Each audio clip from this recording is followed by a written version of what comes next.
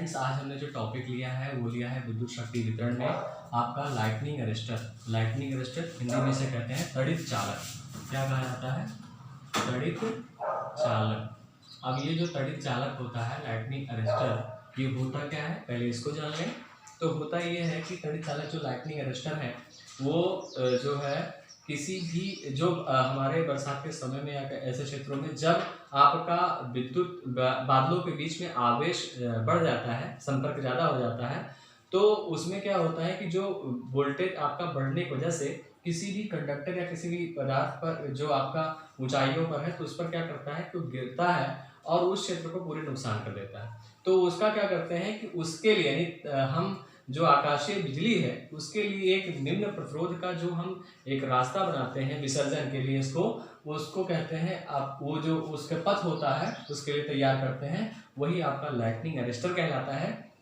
तो होता कैसे है इसमें, जैसे संभावनाएं क्यों बनती हैं, आपका होता क्या है जैसे आपका जानते हैं कि पृथ्वी वैज्ञानिक शोध के अनुसार कि पृथ्वी का जो ऊपरी सिरा होता भाग होता है वो ऋणात्मक होता है और बादल जो होते हैं उसका जो नीचे वाली सतह होती है वो पॉजिटिव होती है। और ये सतह नीचे वाली आपकी पॉजिटिव हो गई तो ये आपका क्या हो गया, नेगेटिव हो गया। तो इनके बीच में ये बादल दूसरा आपका मान लीजिए है तो इनके बीच में पॉजिटिव होगा और ऊपर वाला नेगेटिव होगा। तो क्या होता है कि सतह ये दोनों संपर्क में जब आते हैं तो इनके अंदर एक रगड़ उत्पन्न होती है। तो क्या होता है कि आवेश इसमें संचित हो जाते हैं पूरी तरीके से काफी मात्रा में। तो यहाँ पर पॉजिटिव आप जानते हैं कि जो धारा का प्रवाह होता है वो पॉजिटिव से नेगेटिव की ओर होता है। तो ये जो नेगेटिव क्षेत्र है ये आपका पृथ्वी की तरफ तो बहुत तेजी से यहाँ पर उत्पन्न होते हैं और यहाँ नीचे गिरने का प्रयास करते हैं। और ये छोटा इसकी मान कम नहीं होता है, बहुत ज्यादा होते हैं और इनका जो मान वैज्ञानिकों ने बताया वो 10 kV से लेकर के 10 किलो एम्पियर से लेकर के 90 के तक यानी कि 90 किलो एम्पियर तक होता है, 90,000 एम्पियर तक के इसमें आवेश संचित होते हैं, धारा संचित होती है। और यदि आप सोचिए कि 10,000 एम्पियर से लेकर के 90,000 एम्पियर तक यदि इसमें आवेश है, धारा है, तो जहां पर इतने करंट यदि गिरेगा तो उसको राख कर देगा, उसको समाप्त कर देगा। तो ऐसे में आप जानते हैं वितरण लाइन जो होती है, डिस्ट्रीब्यूशन जो लाइन होता है उसमें ये हमारे जो कंडक्टर होते हैं, बड़े बड़े पोल होते हैं जिनकी लंबाई 40-40, 45-45 मीटर तक होती है, 50-50 मीटर तक होती है। तो उस पर सबसे ऊंचे ऊपर का सिरा वो कंडक्टर आपको मिलेगा ही, उसको मिल ही रहा है, CSR तार लगे ही हैं। तो क्या होता है कि जैसे ही उस पर गिरेगा तो उसको पूरी तरीके से नष्ट कर देगा, समाप्त कर देगा। तो उसके लिए क्या करते हैं कि मान लीजिए आकाशीय बिजली यहाँ पर इस पर कंडक्टर पर गिरा तो उसके लिए एक सुगम एक पथ बना दिया जाता है, एक रास्ता बना दिया जाता है, एक निम्न प्रतिरोध का रास्ता बना करके क्या करते हैं, अर्थ कर देते हैं, ग्राउंड कर देते हैं। तो इन कंडक्टर पर, इन चीजों पर हमारे जो है तार लगे हुए हैं उन पर किसी प्रकार का प्रभाव नहीं होता है। और यही नहीं, इसके अलावा ये तो हमारे हो गए वितरण लाइन में, डिस्ट्रीब्यूशन लाइन में जो हमारे चालक कंडक्टर हैं उनके लिए, लेकिन इसके साथ साथ जो हमारे ऊंची ऊंची बिल्डिंगें होती हैं, शहरों में घर होते हैं, जो आपके जो मकान होते हैं, उन सभी को सुरक्षित करने के लिए, आपकी चिमनी बड़ी बड़ी होती हैं, उन सभी को सुरक्षित करने के लिए क्या करते हैं कि हम इसी तड़ित चालक यानी कि लाइटनिंग अरेस्टर का ही उपयोग करते हैं, जिससे एक रास्ता, निम्न प्रतिरोध का एक रास्ता प्रदान करके कि जो आकाशीय बिजली है उसको क्या कर दिया जाए, अर्थ कर दिया जाए और वो पृथ्वी में समाहित होने के बाद क्या हो जाएगा, अंदर आपका विभव जो मान होता है पृथ्वी का जो विभव होता है वो आपका शून्य होता है। तो पूरी तरीके से आपका समाहित हो जाएगा और किसी प्रकार का कोई प्रकार की नुकसान नहीं होगा। तो ऐसे में ही करते हैं। अब देखिए यहाँ से थोड़ा सा मैं आपको बताऊं, ये आपकी लाइटनिंग अरेस्टर है। तो लाइटनिंग अरेस्टर अलग अलग प्रकार से बनाया जाता है। अलग प्रकार से क्या मतलब है कि ये कई प्रकार के होते हैं। जैसे आपका हो गया सबसे पहला जो मैंने इसका फिगर आपका बनाया है वो हॉर्न गैप आपका लाइटनिंग अरेस्टर। हॉर्न गैप ये आपका जो जानवर या आपके जो होते हैं उनके सींग की तरह ऐसे मुड़े हुए जो होते हैं, इस नाते से कहा जाता है हॉर्न गैप, यानी सींग की तरह मुड़ा हुआ, इस नाते इसको हॉर्न गैप कहा जाता है।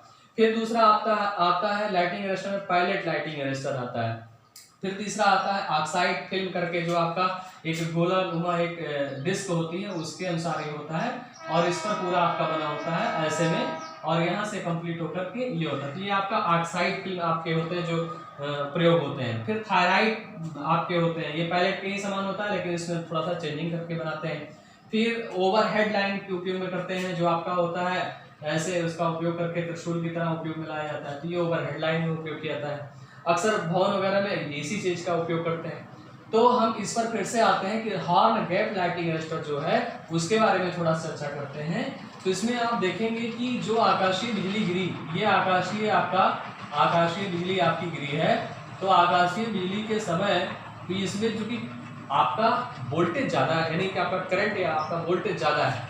तो जो वोल्टेज ज्यादा है, मान लीजिए 11 kV की डिस्ट्रीब्यूशन लाइन है, ये 11 kV की आपकी डिस्ट्रीब्यूशन लाइन है, और किसी कारणवश जब आकाशीय बिजली इस पर गिरेगी तो इसमें वोल्टेज आपका अधिक बढ़ जाएगा। यानी 11,000 लाइन जा रही थी, उसमें जो अधिक वोल्टेज आपका बढ़ गया, जो आपकी एक्स्ट्रा आपकी वोल्टेज उत्पन्न हो गई, उसी वोल्टेज को हम सर्ज वोल्टेज या सर्ज धारा भी कहते हैं। यानी जो अधिकता होती है, यानी 11,000 तो जा ही रहा था सुगमता से, जो हमने उत्पन्न किया था, लेकिन आकाशीय बिजली की वजह से जो हमारा उत्पन्न हुआ वोल्टेज, उसे सर्ज वोल्टेज कहते हैं। तो सर्ज वोल्टेज को नीचे अर्थिंग करने के लिए व्यवस्था बनाई जाती है, और वो आपकी है आपकी तड़ित चालक यानी कि लाइटनिंग अरेस्टर।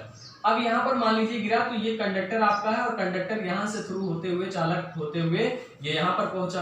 अब जो एक्स्ट्रा है, यानी जो वोल्टेज एक्स्ट्रा हो गया, 11,000 वोल्ट जा रहा था, और 11,000 वोल्ट के बाद जो इसके एक्स्ट्रा वोल्टेज हुआ वो सर्ज वोल्टेज, और ये सर्ज वोल्टेज की वजह से इसमें जो होगा वो आर्क उत्पन्न होगा। ये दो आपके कंडक्टर हो गए, और इन कंडक्टरों के बीच में क्या होगा कि आर्क उत्पन्न होगा, और इसकी वजह से क्या होगा, यहाँ पर आ करके कंप्लीट करके ये आपकी आर्क उत्पन्न होगी, इसमें आपका कंडक्टर बना लेगा, एक रास्ता बना लेगा, और इसके थ्रू होते हुए आपका यहाँ पहुंच जाएगा। और जब हमारी आकाशीय बिजली जो गिरी थी वो खत्म हो गया, तो ये इसमें गैपिंग जो आर्क उत्पन्न हुआ था, जो विद्युत उत्पन्न हुई थी, जो चिंगारी उत्पन्न हुई थी, वो क्या होगा, समाप्त हो जाएगी, किसी प्रकार की दिक्कत नहीं होती। अच्छा, ये जो हॉर्न गैप जो होता है, गैप जो बनाया जाता है, वो अलग अलग वोल्टेज के लिए अलग अलग बनाया जाता है। जैसे आपका 440 वोल्ट आपका सप्लाई जा रही है किसी पोल के माध्यम से, तो इनके बीच में जो गैपिंग रखी जाती है वो 1.6 mm रखी जाती है, 1.6 mm रखी जाती है, इन दोनों के बीच में गैपिंग रखी जाती है, तो 1.6 mm। लेकिन यदि हम 11,000 वोल्ट की लाइन के बीच की बात करें, तो यही गैपिंग आपकी बढ़ जाती है, ये हो जाती है 15 mm के बीच में। तो ये क्वेश्चन पूछा जाता है कि कई बार कि जो आपका हॉर्न गैप होता है 11 kV की लाइन में कितने mm की दूरी रखी जाती है, तो 15 mm की हो गई। 440 वोल्ट के लिए कितना रखा जाता है, 1.6 mm की रखी जाती है।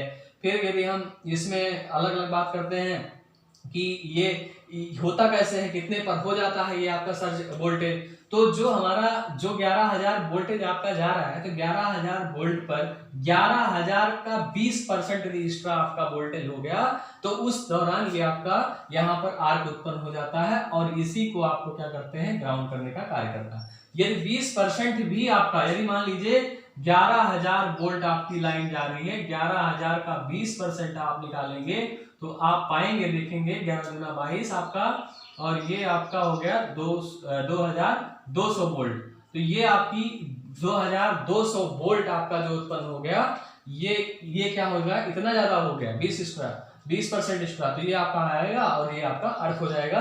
तो हमारा जो ये पूरा एरिया है, ये हमारी पूरी व्यवस्था है, इस पर किसी प्रकार का जो है नुकसान नहीं होगा, और हमारा ये व्यवस्था सुरक्षित रहेगा, और एक सिर्फ लाइटनिंग अरेस्टर लगाने से। तो इस नाते इसका लाइटनिंग अरेस्टर का उपयोग करते हैं। हम अगले में बताएंगे आपको पायलट लाइटनिंग अरेस्टर के बारे में।